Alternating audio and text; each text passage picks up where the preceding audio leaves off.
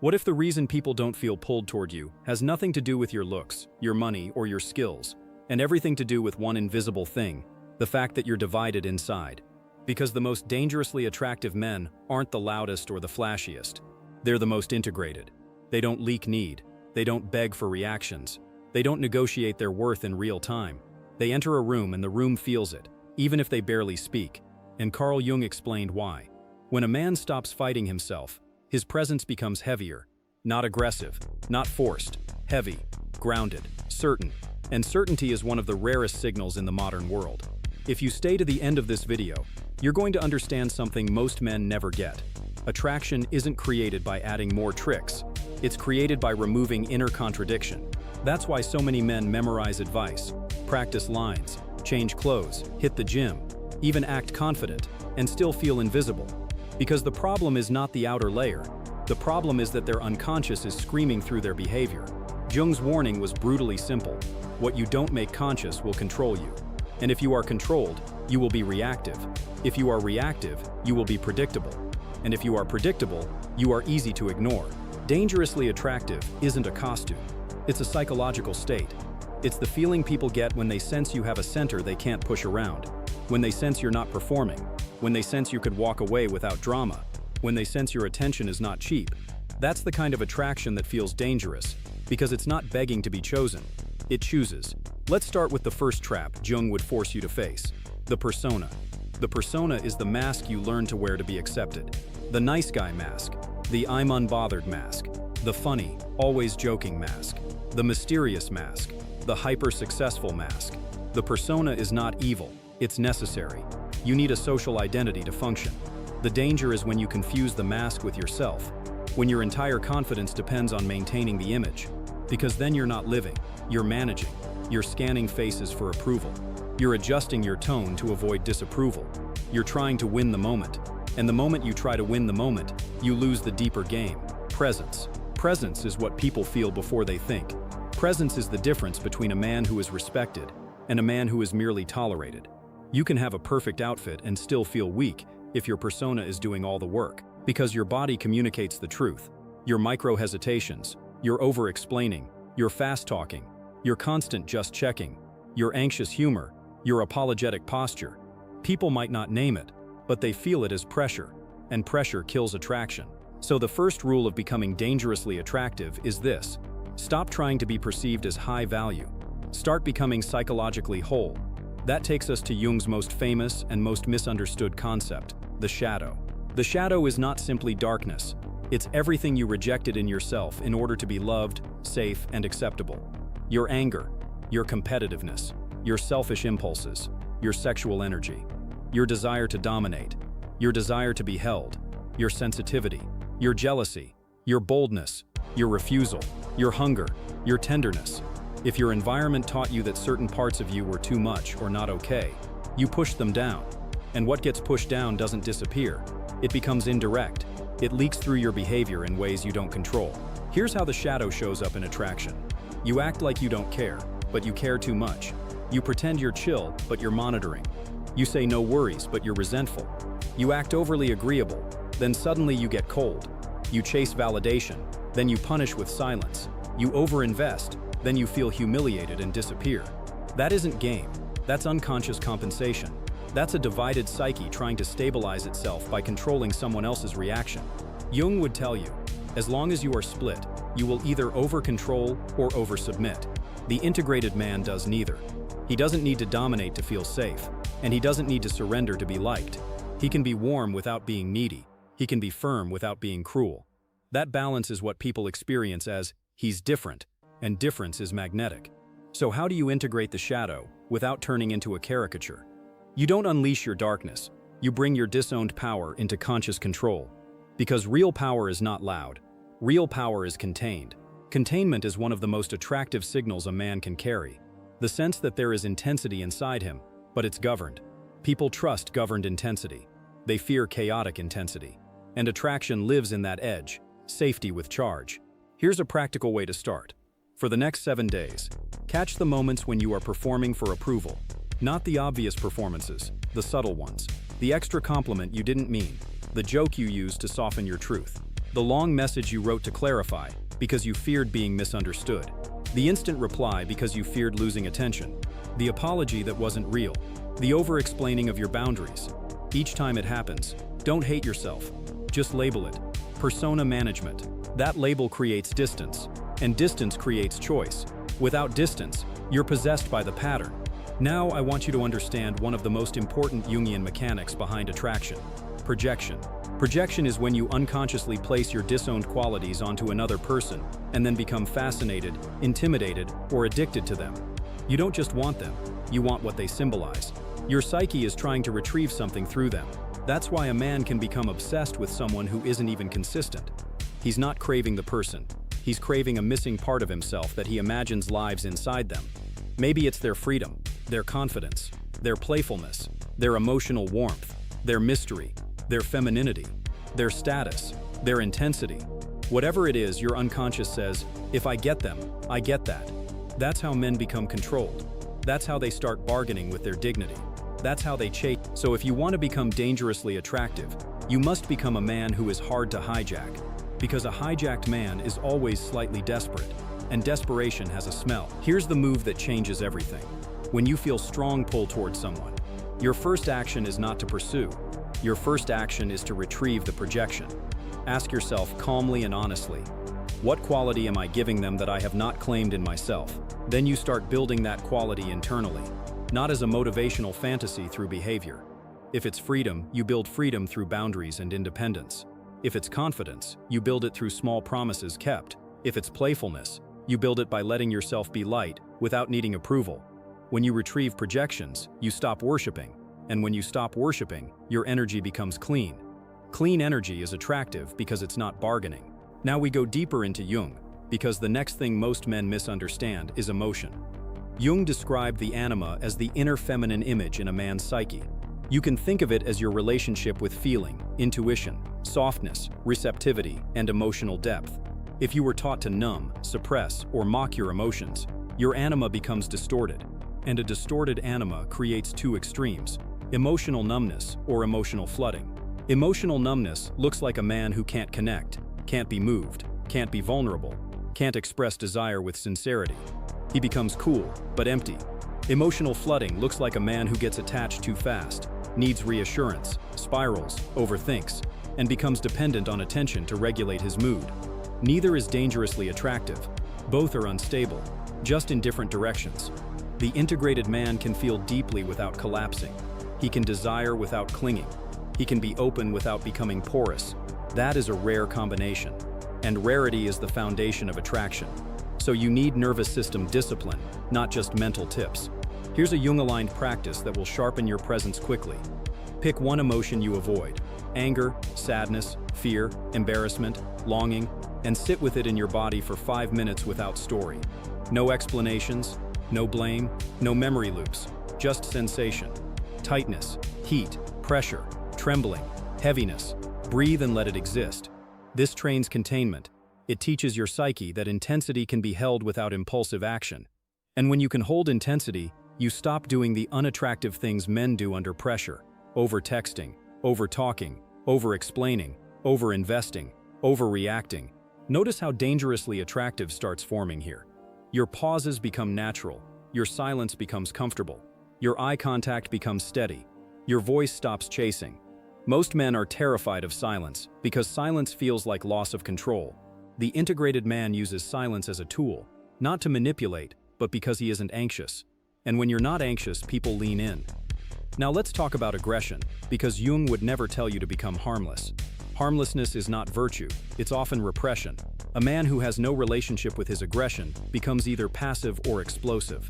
Passive men tolerate disrespect, then secretly resent.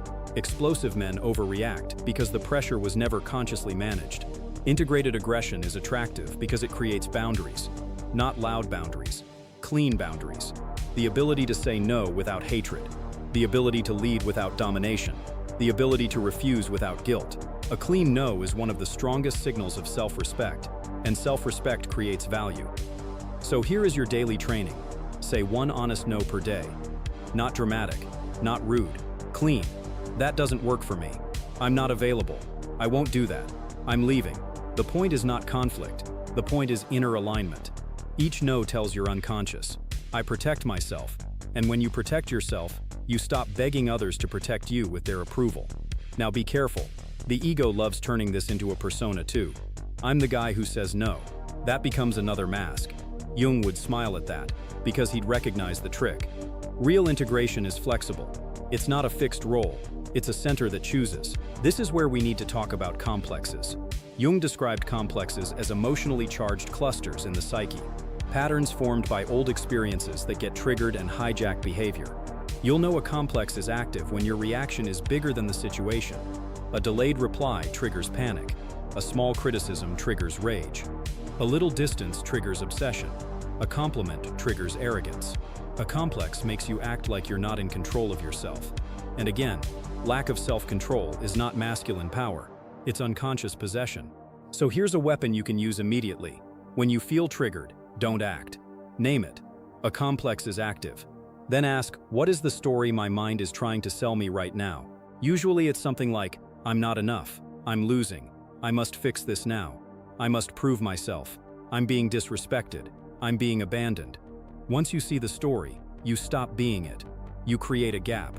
In that gap, you choose the next right action, not the anxious action. The anxious action tries to secure. The right action preserves self-respect. This is a hard truth, but it will make you dangerous in the best way. Most men do unattractive things because they prioritize relief over dignity. They want relief from uncertainty, relief from tension, relief from not knowing. So they text too much, explain too much, chase too quickly, tolerate too much.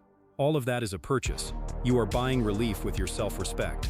And the world always charges interest. The integrated man can tolerate uncertainty.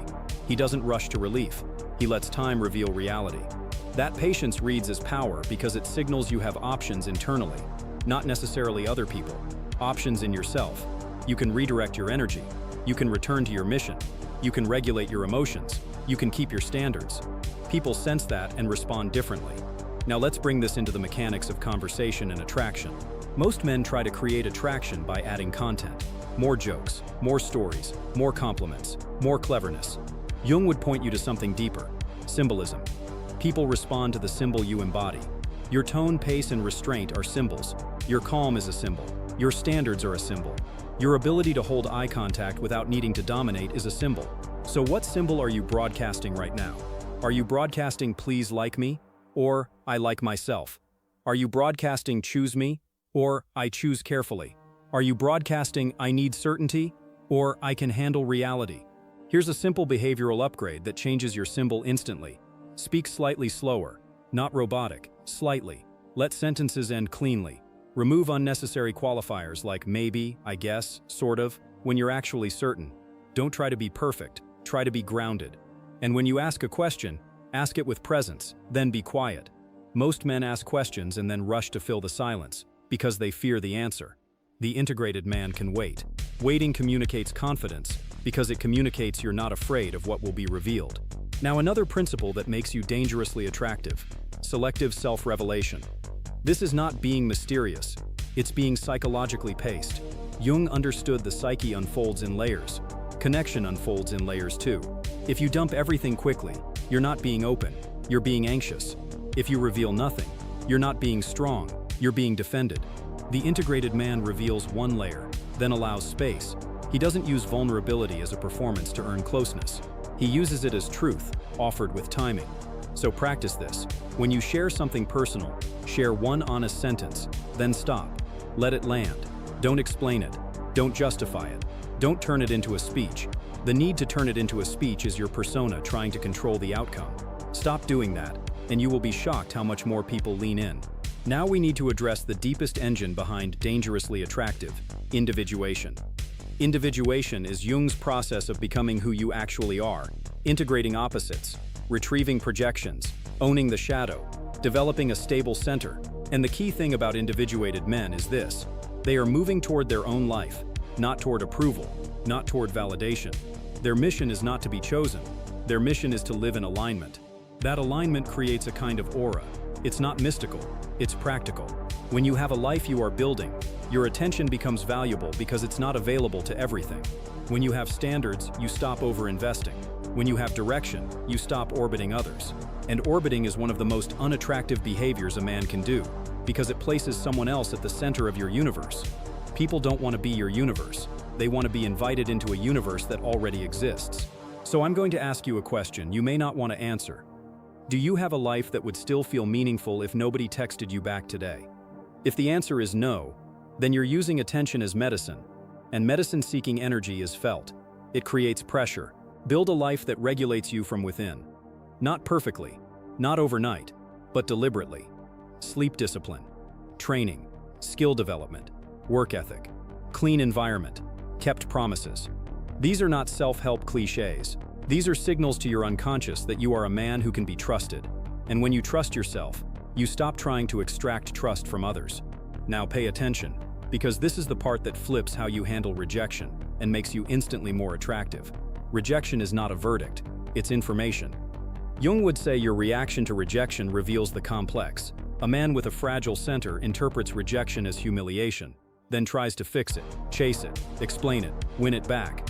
A man with a strong center interprets rejection as misalignment, then calmly redirects. That calm redirection is magnetic, because it's rare. Most people are addicted to emotional bargaining. When you stop bargaining, you become different. So here is your rule. If you sense disinterest, don't negotiate. If you sense disrespect, don't debate. If you sense inconsistency, don't chase. You don't need to punish, ghost dramatically, or act superior. You simply withdraw your investment and keep your dignity. This is not a trick. It is self-respect in motion. And nothing is more attractive than self-respect that does not need applause. Now I want to warn you about something. When you start becoming integrated, attention will increase. People will test you. Some will try to pull you into games. Some will try to see if your standards are real or just talk. This is where many men fail. They get attention, then they spike emotionally. They respond too fast, invest too quickly, become overly available, or start acting arrogant. That's just another complex, the "I finally got it" complex, which turns attention into addiction. So you need one more skill: levelness. The ability to stay steady when praised, when pursued, when flirted with, when challenged. Levelness signals internal power, because it means your state is not controlled by external stimuli. If you want to practice levelness, do this. When you receive attention, delay your reaction, not as a game, but as discipline. Let your nervous system settle before you respond. Answer from calm, not from adrenaline. Adrenaline creates impulsivity. Calm creates authority. Authority is not dominance. Authority is inner command. People can feel it. Now let's talk about the final integration that makes you dangerously attractive: polarity. Jung's psychology is full of opposites: conscious and unconscious, persona and shadow, masculine and feminine, order and chaos. Attraction also lives in opposites: warmth and edge, calm and intensity, play and seriousness, directness and restraint. Most men collapse into one side. They're either too nice or too harsh, too available or too distant, too serious or too clownish, too logical or too emotional. The integrated man can move between opposites without losing his center. That flexibility feels like depth. Depth is rare. Depth is dangerous. So here's how you embody polarity without acting. Be warm, but don't overgive. Be direct, but don't demand. Be playful, but don't perform. Be intense, but don't flood. And every time you feel yourself leaning into one extreme because you're anxious, pull back to center. The center is your signature.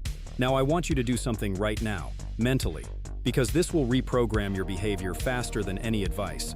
Decide what kind of man you are when you're triggered, not what kind of man you wish you were. What kind of man you will choose to be. Will you chase, or will you pause? Will you over-explain, or will you let silence do its work? Will you tolerate disrespect, or will you walk away cleanly? Will you seek relief, or will you protect your dignity? This is Jung's work in real life, choosing consciousness over compulsion.